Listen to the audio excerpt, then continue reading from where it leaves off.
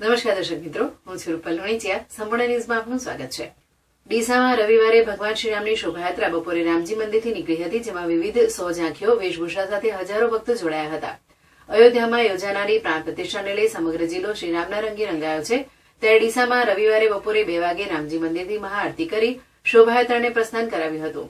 3 kilometre લાંબી શોભાયાત્રામાં વિવિધ હિન્દુ સંગઠનો, પાલિકા તેમજ વિવિધ શાળાઓના બાળકો વેશભૂષા સાથે જોડાયા હતા, જેમાં વિવિધ 100 જેટલી રામ ભગવાન સહિત તમામ ધાર્મિક ઝાંખીઓ ભજાવાઈ હતી. યુવકો અને યુવતીઓ દ્વારા વિવિધ કરતબો કરવામાં આવ્યા હતા. ઠેર ઠેર વિવિધ સંગઠનો દ્વારા કેમ્પ યોજાયા હતા. ડીસા નગરપાલિકા દ્વારા બુંદી પ્રસાદનું આયોજન કરવામાં આવ્યું હતું.